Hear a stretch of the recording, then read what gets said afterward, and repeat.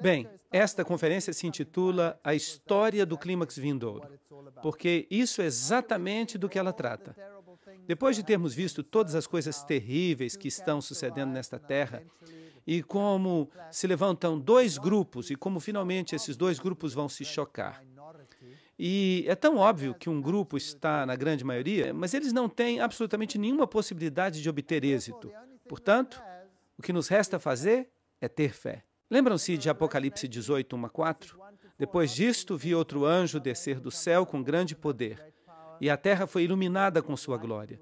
E clamou com potente voz, dizendo: Caiu, caiu a grande Babilônia, e se tornou habitação de demônios, e guarida de todo espírito imundo, e moradia de toda ave imunda e aborrecível. Porque todas as nações beberam do vinho do furor da sua fornicação, e os reis da terra fornicaram com ela, e os mercadores da terra se enriqueceram da potência de seus deleites. E ouvi outra voz do céu que dizia: Saí dela, povo meu, para que não sejais participantes de seus pecados, nem recebais uma porção de suas pragas. Assim que, bem pouco antes do fim dos eventos deste planeta, há uma chamada para que saiam de todo o sistema babilônico, do qual nós falamos nestas conferências. E então virá o fim. Isaías 24, 5 diz: E a terra se contaminou com seus moradores, porque transgrediram as leis, falsificaram o direito, quebrantaram o pacto eterno. É isso que eles fizeram. E nós já vimos como eles o fizeram. Vimos como a lei foi alterada, como o catolicismo diz que vale mais do que a Bíblia. E por isso falam: não importa, vamos mudar a lei. E vimos que virá o choque entre os que guardam os mandamentos e os que não os guardam. Estes foram os capítulos que nós estávamos vendo até agora, nestas conferências. Mas vamos tratar dos últimos capítulos do Apocalipse. Mas esses capítulos se apoiam em muitos outros textos da Bíblia, a fim de que mostremos um panorama completo. O que é injusto, continue injusto. E o que é imundo, continue imundo. E o que é justo, pratique a justiça ainda. E o que é santo, santifique-se ainda. Eis que logo venho, e trago o meu galardão comigo para recompensar a cada um segundo sua obra. Portanto, Deus está julgando a humanidade. E mais cedo ou mais tarde, sairá um decreto que dirá: consumado está. Chegou até aqui e não passará disso. Os que tomaram uma decisão pela justiça estão cobertos. Os que tomaram uma decisão em favor da injustiça, eles terão tomado uma decisão eterna. O tempo da graça vai chegar ao fim. Então vamos dar uma olhada na tipologia do Egito, pois ela nos fala sobre o que vai acontecer no tempo do fim. Disse também Faraó: Eis que agora o povo da terra se tornou numeroso, e vós o fazeis cessar das suas tarefas. Êxodo 5:5. Este é um versículo interessante. Faraó está repreendendo a Moisés porque permitiu que o povo descansasse de suas cargas. E a palavra descanso aqui é a palavra Shabbat. Assim que, em outras palavras, o faraó está dizendo: você está dando para o povo um Shabat para suas cargas. O que significa dizer, observar o sábado. Você está fazendo com que essa gente guarde o sábado. E Faraó disse: não guardarão o sábado, trabalharão. E duplicou os seus labores. E disse: não vamos lhes dar mais palhas, eles mesmos vão buscá-las. Nada de sábado. E qual foi a reação de Deus? Quando o faraó fez uma lei que proibia que o povo de Deus observasse o sábado, o que aconteceu? Vieram as pragas. Vi no céu outro sinal, grande e admirável. 7 anjos que tinham as 7 últimas pragas, porque com elas se consumava a ira de Deus. Apocalipse 15:1.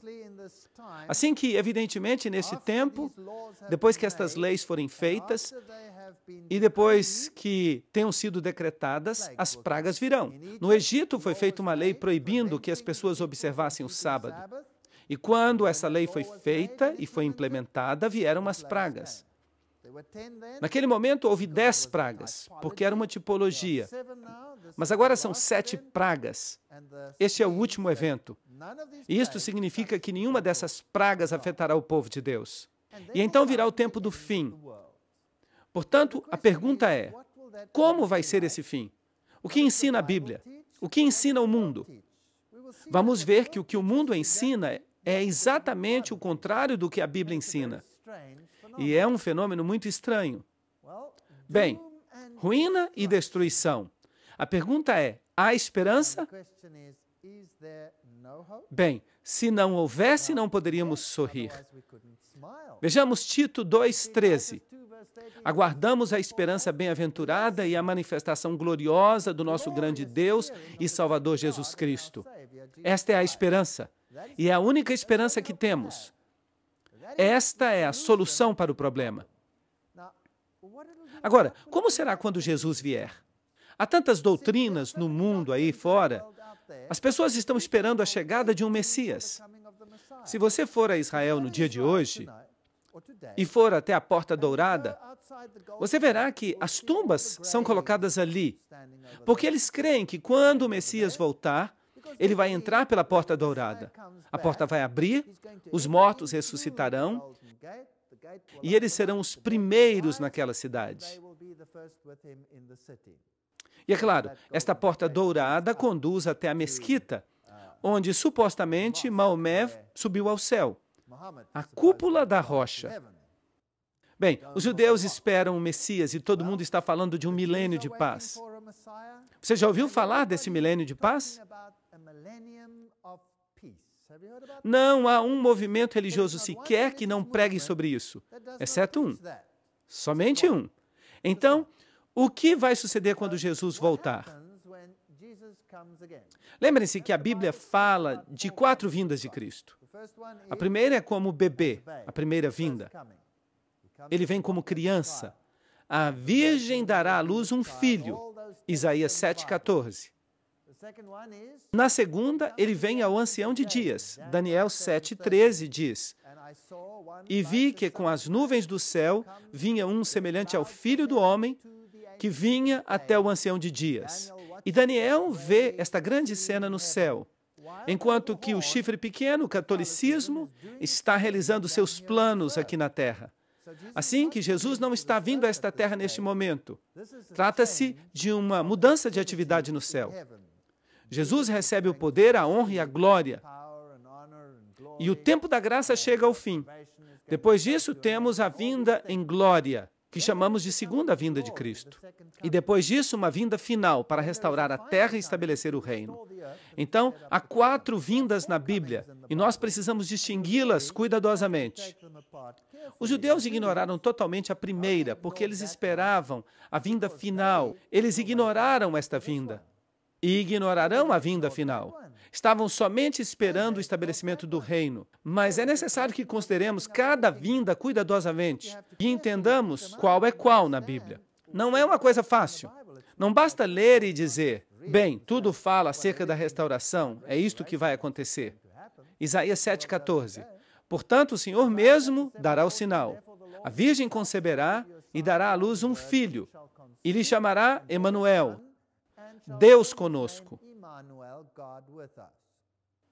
A que vinda se aplica esse texto? Obviamente, à primeira vinda, quando ele veio como bebê, mas essa vinda foi ignorada.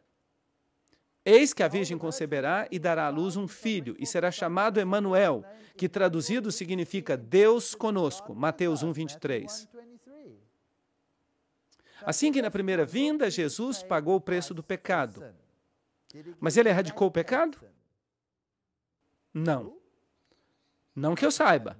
Vocês leem os jornais? Vocês assistem à TV? Não, ele não veio desfazer o pecado, ele veio pagar o preço. Mas ele foi ferido por nossas iniquidades, moído pelos nossos pecados. O castigo da nossa paz estava sobre ele, e por sua pisadura fomos curados. Isaías 53:5. Será que os judeus reconheceram este texto, sim ou não? Não. Eles o passaram por alto. Por quê? Porque tinham uma expectativa que queriam cumprir. Não queriam aceitar a interpretação bíblica. Agora, por que ele voltará? João 14. Na casa de meu pai há muitas moradas. Nós deveríamos conseguir recitar isto de memória. Mas se assim não fosse, eu vos teria dito, pois vou preparar-vos lugar. E se eu for e vos preparar lugar, virei outra vez e os levarei para mim mesmo, para que onde eu estou estejais vós também. Esta é uma imagem muito bonita de Deus. Esta imagem me encanta. Ele é tão carinhoso e quer que estejamos onde Ele está. Eis a razão por que Ele voltará. Ele vem fazer o quê?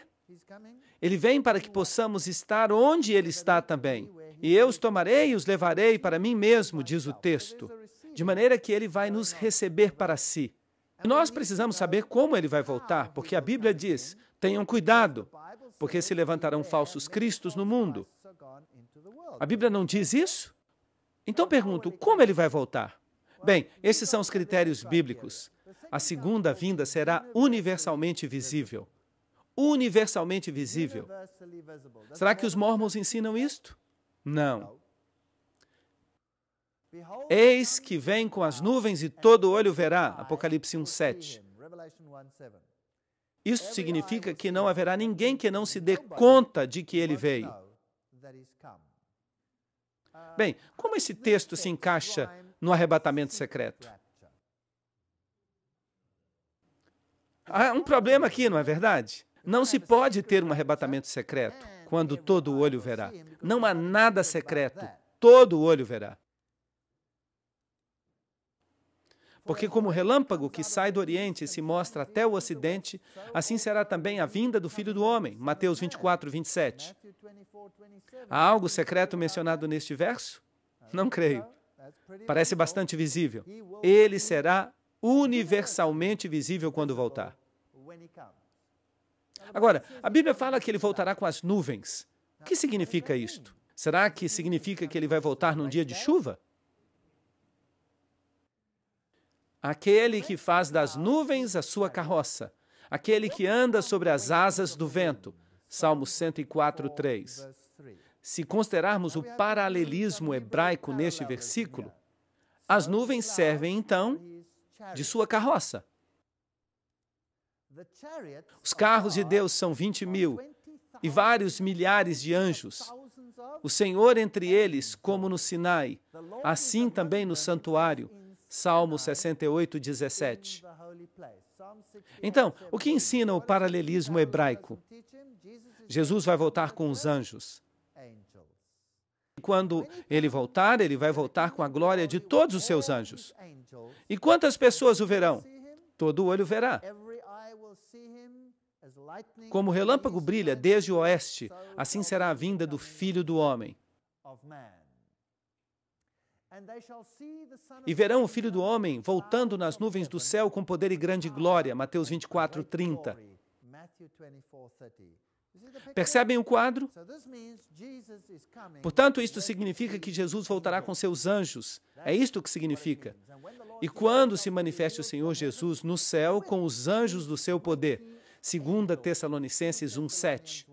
Devemos observar todos esses textos, alinhá-los uns com os outros, para que não sejamos enganados e possamos compreender exatamente o que vai acontecer quando ele voltar. Mateus 25:31 diz, quando o Filho do Homem voltar em sua glória. E quantos anjos? Todos os anjos. Todos os santos anjos com ele. Então se sentará em seu trono de glória. Assim que quando Jesus voltar, todos os anjos estarão com ele. Quantos vão ficar no céu? Nenhum. Todos vêm a esta terra.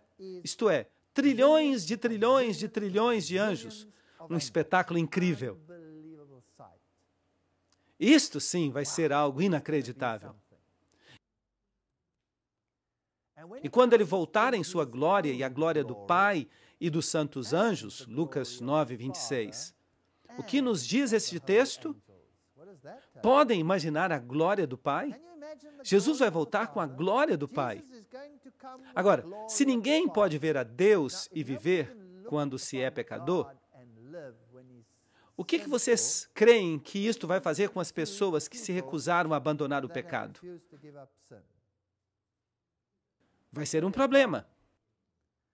E o que vai acontecer com aqueles que foram redimidos? Qual é sua única esperança de sobreviver ao evento? Jesus, de ser cobertos com sua justiça. Esta é a única esperança que há. Assim que ele vai voltar com a glória plena da divindade e todos os anjos com ele. O número destes era milhares de milhares e milhões de milhões, Apocalipse 5:11. Vai ser um evento espetacular quando Jesus voltar. E Atos 1:11 diz: Varões galileus, por que olhais para o céu? Este mesmo Jesus que foi tomado dentre vós ao céu, virá como vós o viste subir ao céu. Então, como foi levado para o céu? Também com anjos o viram subir. E este mesmo Jesus vai regressar. Não vai ser um fantasma. Ele mesmo disse: vem, coloca aqui o teu dedo, coloca a tua mão, coloca do meu lado e vê que eu sou real. Este é um Jesus verdadeiro que vai voltar, de maneira que será universalmente visível. A segunda vinda também será audível. 1 Tessalonicenses 4,16 diz: Porque o Senhor mesmo, com voz de comando, com voz de arcanjo e com trombeta de Deus descerá do céu. Todos vão ouvir. Até quem estiver surdo vai ouvir. Se houver alguém entre vocês com problema de audição, você também vai ouvir. Até mesmo os mortos vão ouvi-lo. Até mesmo os que tiveram o ouvido decepado vão ouvi-lo. A segunda vinda será audível, e enviará seus anjos com grande voz de trombeta, e juntarão os seus escolhidos dos quatro ventos, de um extremo do céu até o outro. Mateus 24:31. Mas quem vai reunir o povo de Deus? Será que há algo secreto e silencioso nisto? Não. Vai ser um evento espetacular e todos os escolhidos serão reunidos desde os diversos rincões da terra. E há aqui um critério muito importante. Ele não vai pisar na terra. Ele não vai pisar na terra. Os mortos em Cristo ressuscitarão primeiro, de maneira que há uma ressurreição dos mortos. É uma ressurreição daqueles que estão em Cristo. Eles vão ressuscitar. Depois disso, nós, os que estamos vivos, isto é, aqueles que estão vivos e que estão em Cristo naquele momento, nós, os que estamos vivos, seremos arrebatados juntamente com eles. Os mortos que estão em Cristo e os vivos que estão em Cristo, seremos arrebatados juntamente com eles nas nuvens. O que significa isto? Que os anjos reuniram a todos. E o que os anjos vão fazer com eles? Vão levá-los para receber o Senhor no ar. Bem, este é um arrebatamento, mas não é um arrebatamento secreto. É um arrebatamento muito claro. E assim estaremos sempre com o Senhor. 1 Tessalonicenses 4:16-17. Temos que ler esses versículos cuidadosamente, de maneira que quando Jesus regresse, todo olho verá. Ele não tocará o solo. Enviará seus anjos para reunir os escolhidos. A voz de Deus ressuscitará os justos em Cristo. Somente eles. E são todos então reunidos. E os anjos os recolhem e nós nos encontramos com o Senhor nos ares. Ele não toca na terra. De maneira que quando vocês ouvirem que Jesus está aqui ou ali, ou num aposento, o que disse Jesus? Não vão. Não se incomodem. Não sou eu. Mateus 24:26-27. E assim que se lhes disserem, olhem, ele está no deserto, não saiam. E se disserem, vejam nos aposentos, não creiam. É muito simples não crer se conhecemos a verdade, certo? Pois como o relâmpago sai do Oriente e se mostra até o Ocidente, assim será também a vinda do Filho do Homem. Mateus 24:26-27. É muito simples. A Bíblia não faz rodeios. Ninguém deve se enganar sobre este assunto. Agora, aqui tem outro assunto difícil. O que vai acontecer na segunda vinda? O que é que o mundo ensina? Que todas as pessoas se converterão? Que tudo vai ser muito bom? Mas a Bíblia não fala nada disso nesta hora. A ressurreição dos justos é uma das coisas que ocorre quando Jesus voltar. Porque o Senhor mesmo, com voz de comando, com voz de arcanjo e com trombeta de Deus, descerá do céu e os mortos em Cristo ressuscitarão primeiro. 1 Tessalonicenses 4:16. Os mortos ressuscitam. Os mortos que estão em Cristo ressuscitam. Apocalipse 25:6 nos diz acerca dos outros. Mas os mortos não voltarão a viver até que se cumpram 1000 anos. De maneira que, quando ressuscita o resto dos mortos, obviamente 1000 anos depois. É isto que o texto afirma. Ok. Então há duas ressurreições. A primeira ressurreição é a ressurreição dos justos. E a outra será a ressurreição dos ímpios. Mas quanto tempo passa entre as duas? 1000 anos. Será que é isto que o mundo ensina? Não. Bem-aventurado e santo que tem parte na primeira ressurreição. Isto faz sentido. Se é para a gente morrer, em que ressurreição você gostaria de estar? Obviamente na primeira. A segunda pode ser um pouco problemática. De maneira que queremos estar na primeira ressurreição. Apocalipse 25:6. Quem é que participa da primeira ressurreição? Os que estão em Cristo. E os justos vivos, o que vai acontecer com eles? Obviamente eles estão vivos e não precisarão da ressurreição dos mortos. Eles estão esperando a volta de Cristo. E nós podíamos fazer parte deste grupo. Sabiam disto? O que vai acontecer com eles? Em 1 Coríntios 15:52-53 está escrito: em um momento, em um abrir e fechar de olhos, ao som da trombeta, este é o mesmo momento em que Jesus vem, porque se tocará a trombeta, e já falamos sobre isto, e os mortos ressuscitarão incorruptíveis, e nós seremos transformados, porque é necessário que o que é corruptível se vista de incorruptibilidade, e o que é mortal se vista de imortalidade. De maneira que há uma mudança. Tudo que é mortal desaparece. E se você tem dentadura, tenha cuidado com quem estiver por perto, porque a dentadura desaparecerá e você terá dentes novos. Tudo será mudado e ninguém nunca mais morrerá. Será fantástico. Filipenses 3:20-21. Nossa cidadania está nos céus, de onde também esperamos o Salvador, o Senhor Jesus Cristo, o qual transformará este nosso corpo de humilhação, em caso você pensar que você é muito bonito, para que sejamos semelhantes ao corpo de sua glória. Incrível, isto é assombroso. Deus vai nos dar um corpo. Deus vai nos dar um corpo como o seu. Inacreditável. Isto é algo incrível.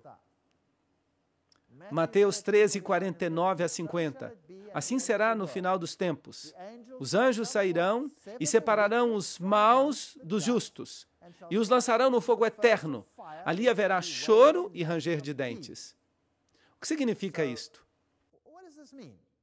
Mateus 13:49-50. A primeira coisa que vemos ali é que há uma separação. E não parece nada bem ficar do lado do mal, certo? Não parece nada bem. Então, o que vai acontecer com os ímpios? Agora, esta é uma doutrina que é muito complicada e que temos que esclarecer. Serão necessárias 2 conferências para esclarecer isso. Mas vamos fazer uma parte disto hoje e vamos ver o que acontece. Os reis da terra, os grandes, os ricos, os capitães, os poderosos, todo servo e todo livre, se esconderão nas cavernas e entre os rochedos dos montes. Portanto, vai haver 2 categorias nesta terra quando Jesus voltar. Um grupo vai dizer: eis aqui o nosso Deus a quem esperávamos. Os anjos vão recolhê-los. E o que vão fazer? Vão arrebatá-los, eles vão se encontrar com o Senhor nos ares. Mas e os outros? O que acontecerá com eles? Salve-se quem puder. Fujam para salvar a sua vida. Procurem esconder-se onde possam. E quem são eles? Pois parece que os grandes homens, os homens ricos, os capitães, os poderosos e todas estas pessoas que agora estão dizendo: vamos ser os vencedores, parece que eles vão estar com problemas. E diziam aos montes e aos rochedos: caí sobre nós e escondei-nos do rosto daquele que está sentado sobre o trono e da ira do Cordeiro, porque o grande dia da sua ira chegou. E quem poderá subsistir? Apocalipse 6, 15 a 17. Assim que eles preferem que uma montanha caia em cima da cabeça deles, em vez de enfrentar ao Senhor. Isto é sério. Alguma vez vocês já pensaram nisto? Uma montanha em cima da sua cabeça, em vez de enfrentar o Senhor? Mas que outra coisa sucede a eles? E então aparecerá o sinal do Filho do Homem no céu. E então todas as tribos da terra vão se regozijar, porque o Senhor vai restaurar esta terra. E haverá um milênio de paz que vai durar para sempre e nunca mais haverá problemas? Não, não é isso que está escrito. Não é nada disso. Mateus 24, 30. E então lamentarão todas as tribos da terra e verão o Filho do Homem vindo sobre as nuvens do céu com poder e grande glória. Eles não vão ficar felizes. Eles vão ficar muito infelizes. Eis aqui vem o Senhor com seus santos, dezenas de milhares, para fazer o quê? Para fazer juízo contra todos e condenar a todos os ímpios de todas as suas obras ímpias que fizeram impiamente e de todas as coisas duras que os pecadores ímpios falaram contra ele. Nesta série, falamos sobre um ataque violento e total. Contra quem? Contra Jesus. Nós vimos algumas coisas ímpias que falaram sobre ele. Bem, haverá um dia de juízo. Eles podem até pensar que são os vencedores, mas este texto diz o contrário. Os versículos 14 e 15 de Judas nos dizem que eles estão com problemas. Eles vão ser condenados, vai haver um juízo. Não há nenhuma razão para que eles fiquem felizes. E não há nenhuma conversão aqui. Trata-se de um juízo que é levado a cabo. Próximo está o grande dia de Jeová, muito próximo. É amarga a voz do dia de Jeová. Gritará ali o valente. Será um dia de ira aquele dia, um dia de angústia e de aperto, um dia de isolamento, dia de trevas e escuridão, dia de nuvens e escuridade. Sofonias 1, 14 a 15.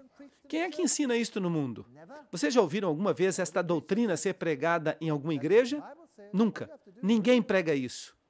Mas o que é que a Bíblia diz? Tudo o que precisamos fazer é lê-la. 2 Tessalonicenses 2:8. E então o iníquo, aquele que altera a lei de Deus, se manifestará. O que ocorre com aquele que se atreveu a mudar a lei de Deus e disse: estou acima da Bíblia, posso fazê-lo, vou alterar os preceitos de Cristo? O que ocorre com ele? Vejamos. A quem o Senhor matará com o espírito de sua boca e destruirá com o resplendor de sua vinda. 2 Tessalonicenses 2:8. Isto é duro, angustiante, realmente duro. Assim, que pode falar palavras altivas agora, mas não vai continuar assim por muito tempo. Jeremias 25:33. E jazerão os mortos de Jeová naquele dia. Esta é uma expressão que sempre fala da segunda vinda, quer no Antigo Testamento ou no Novo Testamento. Há uma harmonia perfeita. Os mortos, naquele dia, desde um extremo da terra até o outro, não receberão luto, não serão recolhidos, não serão enterrados, como esterco ficarão sobre a face da terra. Jeremias 25:33. Por que não serão recolhidos? Não há ninguém para recolhê-los. Por que não vão ser sepultados? Porque não há ninguém para sepultá-los. Onde estarão aqueles que poderiam sepultá-los?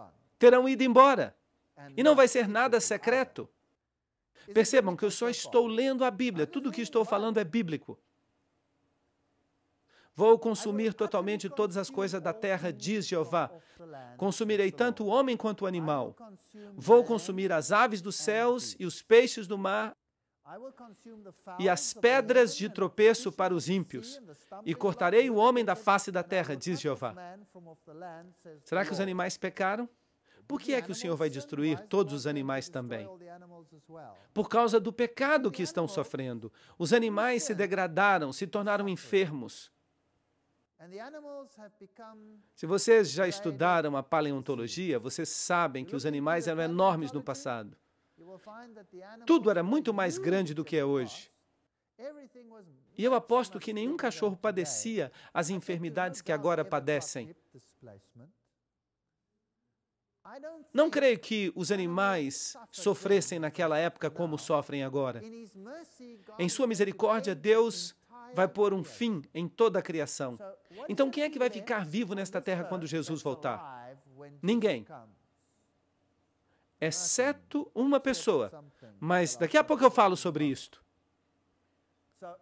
Assim que tudo vai ser destruído. Será que isso se parece com o que o mundo anda pregando hoje em dia?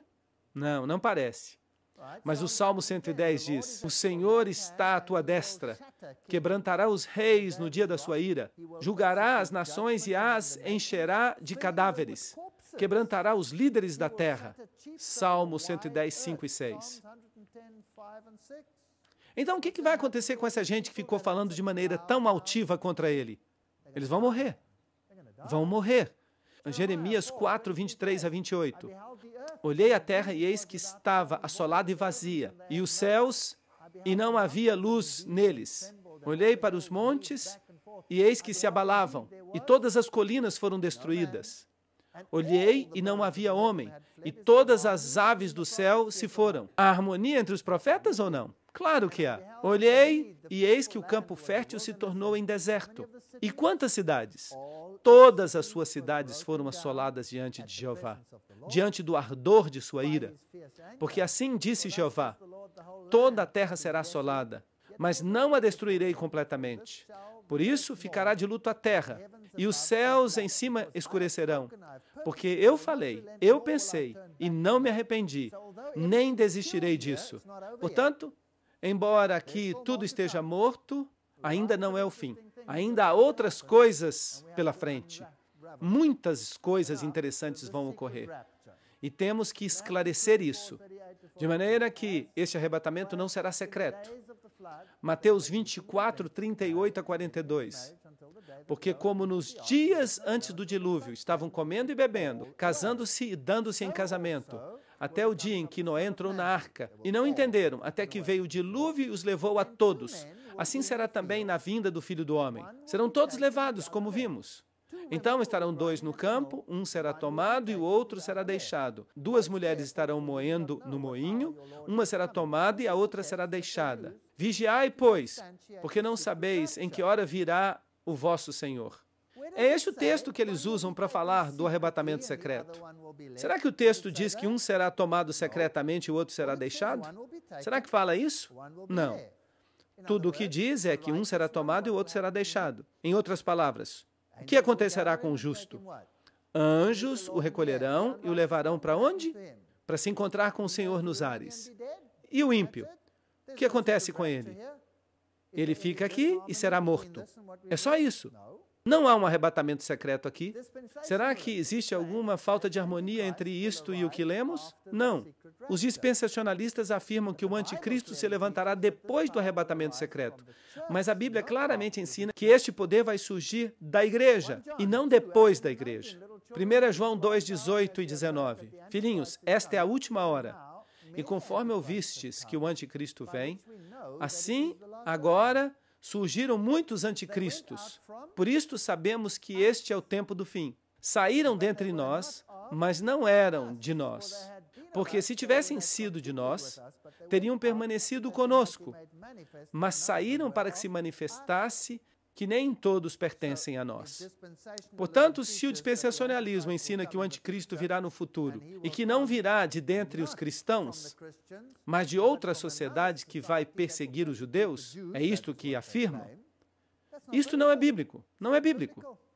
Em todo caso, o anticristo não vem no futuro. Ele surgiu, como já vimos, desde a época romana. Ele sai da quarta besta, ele sai de Roma. De maneira que o dispensacionalismo não pode estar correto, porque não é bíblico. Mas vocês sabiam que praticamente todos os pentecostais e todos os batistas ensinam isto? Mas não é bíblico. Não existe um evangelho da segunda oportunidade.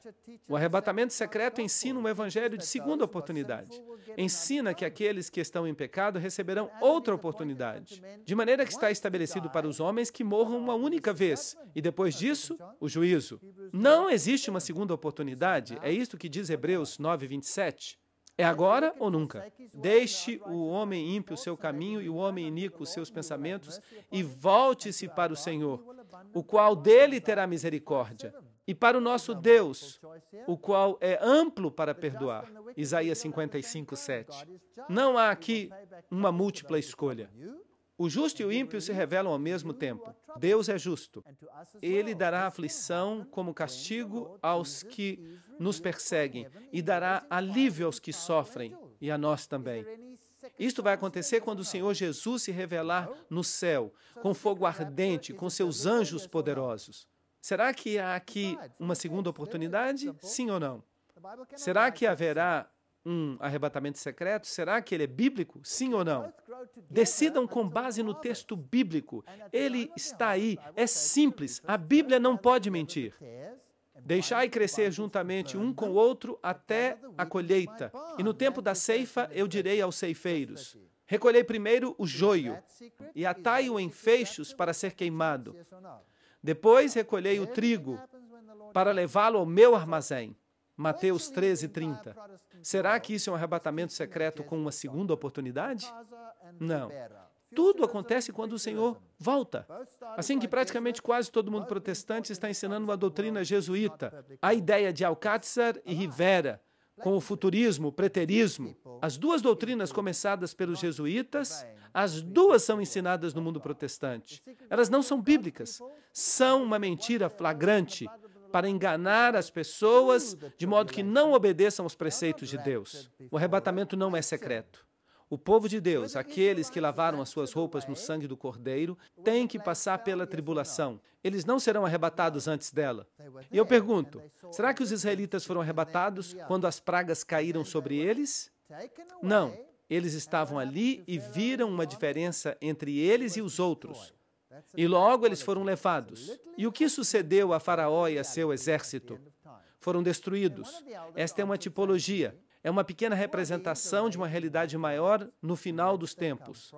Então um dos anciãos falou, dizendo: estes que estão vestidos com vestiduras brancas, quem são? De onde vieram? E eu disse: Senhor, tu sabes. E ele me disse: estes são os que saíram da grande tribulação e que lavaram suas roupas e as embranqueceram no sangue do Cordeiro. Apocalipse 7, 13 a 14. Eles têm que passar pela tribulação. Não estão a salvo da tribulação. O arrebatamento secreto ou a teoria do arrebatamento ensinam que os cristãos serão liberados da tribulação, que eles serão arrebatados. Mas isto não é bíblico, como podem ver.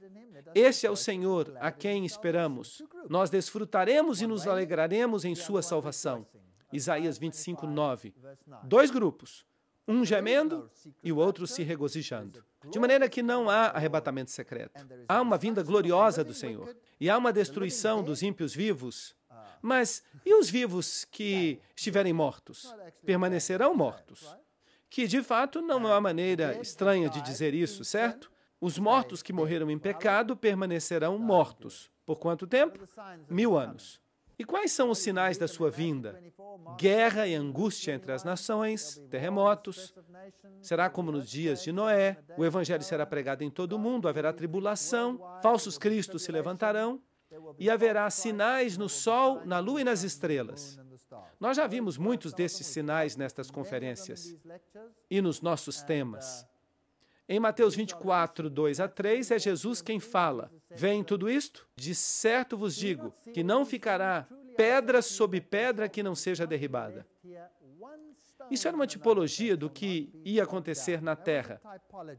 Deus vai fazer uma destruição completa. E estando ele sentado no Monte das Oliveiras, os discípulos se aproximaram, dizendo: diz-nos, quando serão estas coisas? Que sinal haverá da tua vinda e do final dos séculos? Mateus 24. De que maneira estava o templo? Esta é uma réplica do templo. Quando foi destruído por Tito, começaram a queimá-lo e se supunha que ele deveria ser preservado. Mas dispararam flechas de fogo e ele queimou como palha. O ouro derreteu, escorreu para baixo, entre as pedras, e depois que os incêndios terminaram, os soldados rasparam cada uma das pedras para recolher os metais fundidos. Aqui está o menorá, um emblema dele no arco de Tito, quando os escravos o estavam levando de volta a Roma. Próximo está o grande dia do Senhor. Próximo, às portas. É amarga a voz do dia do Senhor.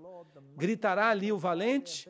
Dia de ira será aquele dia. Dia de angústia e de aperto. Dia de alvoroço e isolamento. Dia de trevas e obscuridade. Dia de nuvens e escuridão. Não vai ser um dia agradável. Então haverá sinais no sol, na lua e nas estrelas, e na terra angústia das gentes, confusas por causa do bramido do mar e das ondas. E os homens desmaiarão de terror. Não será um momento alegre. Lucas 21, 25 a 26. Mateus 24, 7. E se levantará nação contra nação e reino contra reino. Este é um texto interessante. E haverá pestes e fomes e terremotos em vários lugares. Nação contra nação, reino contra reino. A palavra nação no original é a palavra etnos. Conseguem ver? Grupo étnico contra grupo étnico. E depois reino contra reino. Isso fala de nações com fronteiras definidas. Sim, haverá guerras entre as nações, mas dentro das nações haverá etnos contra etnos, ou seja, etnias contra etnias. Aqui, os Tutis e os Hutus, e terríveis conflagrações, e o ódio que vai sendo construído entre as raças e entre as culturas e todas essas coisas. Tudo isso vai ocorrer nos últimos dias. Em Cristo temos que nos elevar acima destas coisas. Não há negro, não há branco, não há amarelo, não há nação, não há nada. Somos todos irmãos e irmãs em Cristo. Mas só em Cristo isto pode funcionar. Não pode funcionar entre os seguidores de Lúcifer. E, inclusive, Edgar Hoover, que disse, leia, ore e chore, enquanto você considerar a terrível situação espiritual da América. Vosso ouro e vossa prata estão mofados, e o seu mofo testemunhará contra vós, e devorará completamente a vossa carne como fogo. Haveis acumulado tesouros para os dias vindouros. Assim que haverá calamidades econômicas. Eis aqui clama o salário dos obreiros que ceifaram vossas terras, que por causa de dolo não foi pago por vós. E os clamores dos ceifeiros chegaram até os ouvidos do Senhor dos Exércitos. Calamidades econômicas, problemas com o trabalho, empregos numa era de insegurança, falsos cristos, falsos profetas, grandes sinais, maravilhas. Nós já fizemos conferências completas sobre tudo isso. As aparições do Maitreya, as visões marianas, tudo isso. Todas as grandes religiões propõem a ideia de uma revelação futura que será feita por um mestre futuro. Alô? A Bíblia não propõe esta ideia.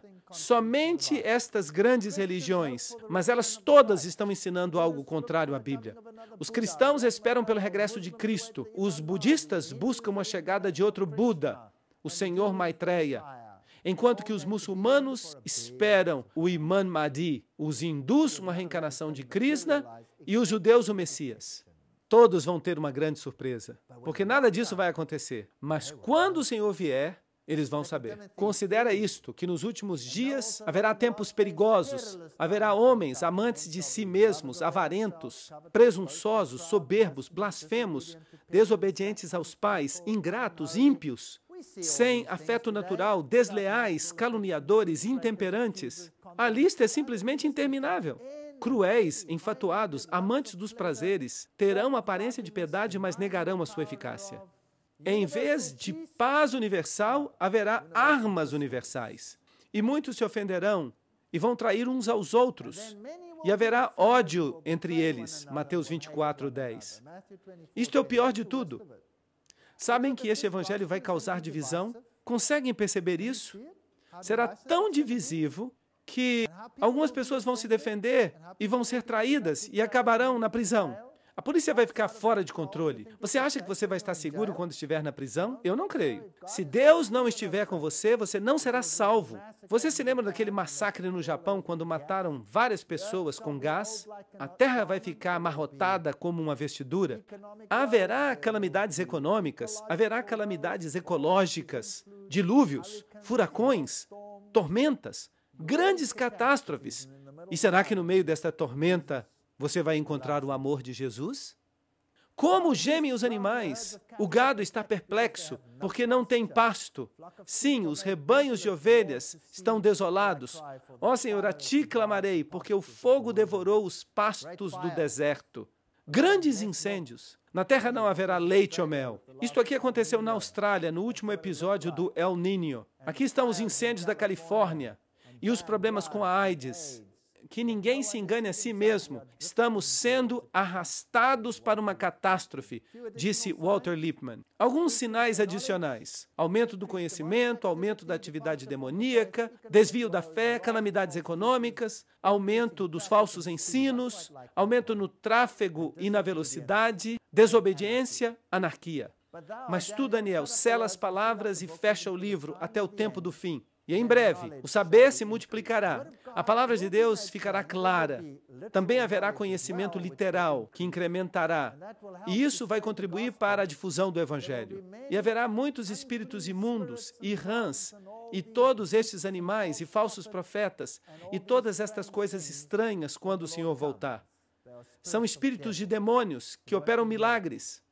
E eu gosto da passagem de Naum 2:4. Os carros se precipitarão às ruas, e o seu aspecto será como tochas acesas, correrão como relâmpago. Será que Naum estava falando dos carros antigos? Não creio. Me parece que ele viu um carro como este, tráfego rápido. Tende paciência até a vinda do Senhor. Tende também paciência. Confirmai o vosso coração, porque a vinda do Senhor está próxima. São Tiago 5:7-8.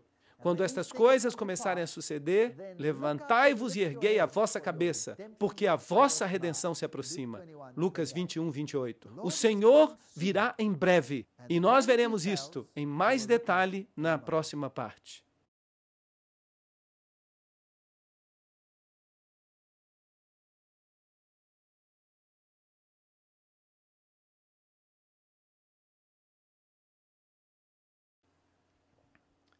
Bem, nós vimos os sinais da volta do Senhor e vimos que quando essas coisas começarem a suceder, nós temos que levantar a nossa cabeça porque a nossa redenção se aproxima. Lucas 21:28. E então podemos dizer, combati o combate, completei a carreira, guardei a fé.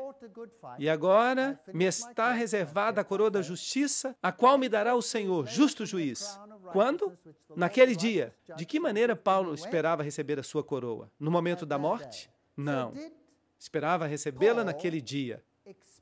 E não somente a mim, mas a todos os que amam a sua vinda.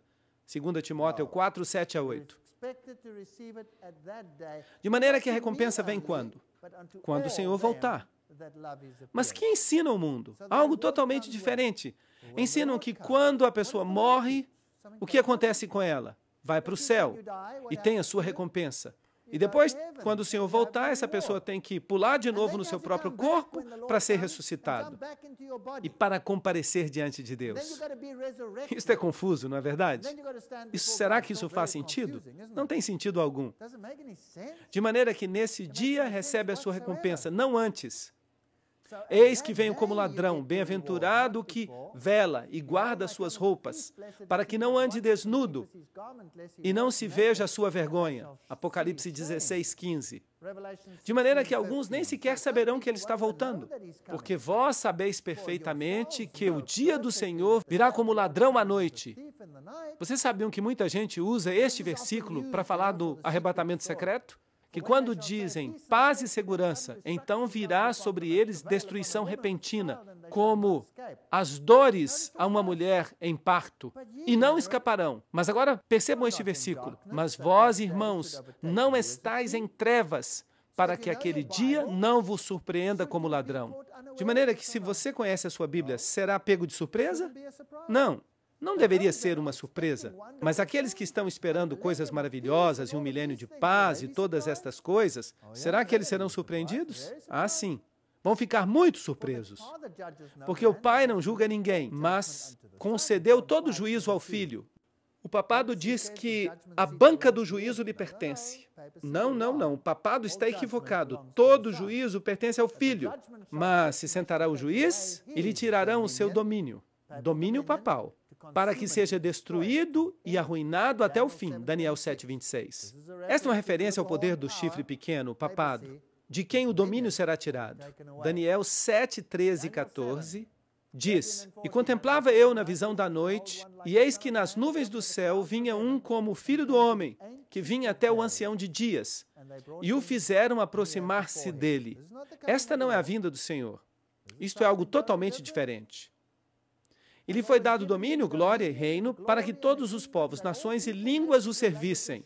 Seu domínio é domínio eterno, que nunca passará, e seu reino nunca será destruído. De maneira que a coroação ocorre no céu. Jesus tira sua túnica sacerdotal e põe a sua túnica real. O tempo da graça termina. E logo caem as pragas sobre a terra. E depois disso, o Senhor virá a segunda vez. Eis que venho logo, e trago o meu galardão comigo para recompensar a cada um segundo a sua obra. Apocalipse 22, 12. A Bíblia diz: E haverá um tempo de angústia tal qual nunca houve. Daniel 12, 1. De maneira que neste tempo, depois que se fecha a porta da graça, haverá um tempo terrível de angústia. Cairão as pragas. E mais tarde eu darei os detalhes disso. Cairão 1000 a teu lado e 10.000 à tua direita, mas tu não serás atingido. Aproprie-se dessas promessas. Certamente com teus olhos verás e contemplarás a recompensa dos ímpios. Este é o relato bíblico. Porque fizeste do Senhor a esperança e do Altíssimo a tua habitação. Vale a pena seguir ao Senhor, mesmo quando pareça improvável, mesmo que pareça que estejamos em problemas neste planeta, esta é a esperança. Não te sobrevirá mal algum, nem praga alguma tocará a tua moradia. Salmo 91, 10. Não é esta uma grande promessa? De maneira que ocorrerá toda a destruição neste planeta. Mas você não tem que temer nada se você está em Cristo. Agora, quando Jesus voltar, teremos a batalha do Armagedon. O que o mundo fala acerca da batalha do Armagedon? Eles dizem que vai haver uma guerra no Oriente Médio. Primeiro, diziam que eram os turcos, mas depois que os turcos perderam seu poder, disseram que iam ser os russos. Os russos viriam e lutariam. E então todos se reuniriam neste vale, Armagedon, o vale de Meguido. E ali haveria uma grande guerra. E logo o reino se construiria na terra. Mas eu pergunto, será que isso está em harmonia com o que acabamos de ler? Nós lemos que quando o Senhor voltar, o que vai ocorrer com todas as cidades da terra? Serão aplainadas, é isto que a Bíblia diz. Toda cidade é aplainada. Será que isso também se aplicará a Jerusalém terrestre? Obviamente que sim. A Jerusalém terrestre vai deixar de existir. Qual era a bendita esperança de Abraão? Ele aguardava uma Jerusalém terrestre ou uma celestial? Ele aguardava uma Jerusalém celestial. A propósito, quem está construindo esta cidade? Vou preparar-vos lugar, nos disse Jesus. Então, o que é esta batalha do Armagedon? Os reis da terra em todo o mundo são reunidos no lugar que em hebraico se chama Armagedon, Apocalipse 16, 14 e 16. A palavra grega para lugar é topos. E topos tem tanto um sentido literal quanto metafórico. Assim que este último significa um estado de ânimo. De maneira que uma pessoa pode ter um estado de ânimo que o leve a algo. Portanto, Satanás vai incluir um estado de ânimo nas pessoas do mundo que os vai forçar a buscar a morte daqueles que se recusam a obedecer às suas ordens. Será que isso faz sentido? Porque topos significa também um estado de ânimo. Joel o chama de Vale de Jeosafá. Ok. Zacarias declara que as nações se reuniriam em Jerusalém, no sentido em que elas lutariam contra o povo de Deus. Reunirei a todas as nações e as farei descer ao Vale de Josafá. Joel 3:2. Porque eu reunirei a todas as nações para combater contra Jerusalém. Zacarias 14:2. Será que a Bíblia está se contradizendo? Não creio. Vejam que o que a Bíblia está fazendo aqui é descrever uma tipologia. O Vale de Josafá é o lugar onde Deus interveio e lutou em favor dos filhos de Deus. E Jerusalém é um tipo do povo de Deus. Deus intervirá e lutará em favor do povo de Deus. E quem vai destruir o ímpio com o resplendor de sua vinda? Jesus. Serão os russos? Não. O Senhor os matará com o resplendor de sua vinda. E não algum poder anticristo que vai ser conquistado em algum lugar do Oriente Médio. O sexto anjo derramou a sua taça sobre o grande rio Eufrates, e a água dele secou, para que estivesse preparado o caminho dos reis do Oriente. Apocalipse 16, 12. Será que eles são os russos ou os turcos? Quem quer que sejam, não está em harmonia com o resto da Bíblia. Agora, aqui está o Vale de Meguido. E ali mais acima, Acabe tinha sua fortaleza. E este foi um dos currais onde se atavam os cavalos, onde eles podiam comer e beber ou fazer o que quisessem. Ali havia cisternas com água, e ali foram travadas grandes guerras. Portanto, este Vale de Meguido é um lugar muito interessante. E quando você está no Vale de Meguido, há um monte que aparece proeminentemente. É o Carmelo. E foi no Carmelo que se tomou a decisão quando Elias disse: escolhei hoje a quem sirvais. Este é o Vale da decisão. Ali, naquela descida. Cheguemos-nos juntos a juízo. Quem suscitou do Oriente aqueles cujos passos a vitória acompanha? Quem faz que as nações se lhe submetam e que ele domine sobre reis? Ele os entrega à sua espada como pó e ao seu arco como pragana arrebatada pelo vento. Do que Isaías está falando aqui? Quem é este rei do Oriente? É o Messias. É Jesus. Sim, é o Messias. Estamos absolutamente seguros disso? Vamos confirmar. Está aqui em Ezequiel 43, 1 a 2. E me levou logo à porta, a porta que dá para o Oriente. E aqui, a glória do Deus de Israel, que vinha do Oriente. Com quem vem? Vem com todos os seus anjos e vem com a glória do Pai, assim como também com sua glória.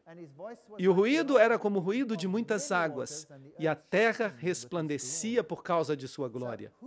Quem são estes reis do Oriente que vêm? Jesus e seus anjos. Esta é a única solução em harmonia com a Bíblia que se pode encontrar. Eis que vem o Senhor com suas santas dezenas de milhares para fazer juízo contra todos. Não vai acontecer um Armagedon literal, com todas as nações do mundo reunidas em um vale pequeno. Elas não caberiam ali em primeiro lugar. Mas ele vai condenar a todos os ímpios de todas as suas obras ímpias que haviam feito impiamente e de todas as coisas duras que os pecadores ímpios falaram contra ele. Judas 14, 15. É isto que vai acontecer. Estava vestido com uma roupa manchada de sangue, e seu nome é o Verbo de Deus e exércitos celestiais. Estamos entendendo que tipo de guerra vai ser esta guerra? Vai ser uma guerra celestial, uma intervenção celestial. E os exércitos celestiais o seguiam vestidos de linho finíssimo, branco e limpo. Eles o seguiam em cavalos brancos. De maneira que esta guerra será a intervenção de Deus. Assim que o Armagedon é o monte da decisão aqui nesta terra, é quando Cristo intervém em favor de seu povo. De sua boca sai uma espada aguda para ferir com ela as nações. E ele as regerá com cetro de ferro. E ele pisa o lagar do vinho do furor e da ira do Deus Todo-Poderoso. Destruição da grande cidade. E que cidade é esta? Babilônia. Babilônia espiritual. Todos eles se reúnem na cidade dividida em 3 partes. Então, o que vai acontecer com Babilônia? Quando vê que a sua sorte está lançada, esta aliança entre os poderes do dragão e dos poderes da besta e dos poderes do falso profeta, o que vai acontecer com eles? Tudo vai desmoronar, tudo vai se desintegrar. E as cidades das nações cairão, E a grande Babilônia vem em memória diante de Deus para lhe dar o cálice do vinho do ardor de sua ira. Toda esta aliança, esta confederação de segredos e mentiras, vai ser exposta pelo que ela é de fato e vai desintegrar. Então houve relâmpagos e vozes e trovões e um grande tremor de terra, um terremoto tão grande qual jamais houve desde que os homens têm estado sobre a terra. Apocalipse 16, 18. Portanto, a sustentação vai ser retirada de debaixo de toda a cidade. Bum! E as cidades das nações caíram, e toda a ilha fugiu. Isto é interessante. E os montes não foram achados. Assim que as montanhas vão desmoronar, esse terremoto vai fazer algo, e as ilhas vão desaparecer. Duas possibilidades. Ou as ilhas vão glu, glu, glu, glu debaixo da água, ou os continentes se unem e tudo se move para o lado. Há duas possibilidades, eu não sei qual. Talvez até mesmo uma terceira, talvez até uma quarta. E logo uma grande saraiva. Esta é a sétima praga. Com pedras de gelo do tamanho de um talento, assim, blocos grandes de gelo, caindo do céu sobre os homens. E os homens blasfemaram contra Deus por causa da praga de granizo, porque a sua praga foi sobremaneira grande. Não honram a Deus porque estas pessoas que são afetadas por esta praga final não reconhecem, assim que blasfemam. Por acaso estiveste entre os tesouros da neve, ou viste os tesouros do granizo, que tenho reservado para o tempo de angústia, para o dia da guerra e da batalha? Jó 38, 22 a 23. O Armagedon é uma guerra liderada por Deus, usando terremoto e granizo para destruir aqueles que querem destruir o povo de Deus. Apocalipse 16, 7 diz, porque o grande dia de sua ira chegou, e quem poderá subsistir? E a besta, o catolicismo, foi aprisionada, e com ela o falso profeta. Este foi tomado, e os dois foram lançados vivos dentro de um lago de fogo que arde com enxofre. E os demais, quem são eles? Os reis da terra, os comerciantes, todos os demais foram mortos com a espada que saía da boca daquele que montava o cavalo. Apocalipse 19, 20 a 21. Ok, quem está faltando nessa tríade que acabamos de ler? O dragão não está aí. O dragão são as forças demoníacas que reuniram as pessoas em toda esta união espírita. Ele não está aí.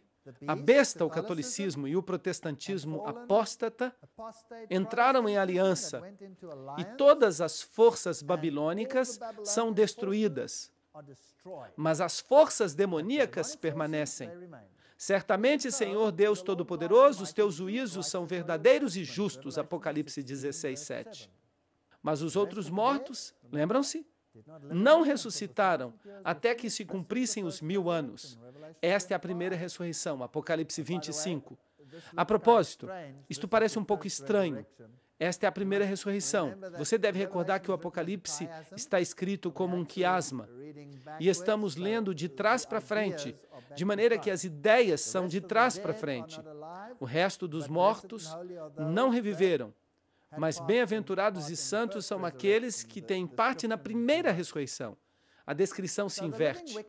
Portanto, os ímpios vivos morrem e os ímpios mortos seguem mortos por 1000 anos. E os mortos em Cristo ressuscitarão primeiro. Então, nós, os que vivemos, os que permanecemos, seremos arrebatados juntamente com eles nas nuvens para nos encontrar com o Senhor nos ares.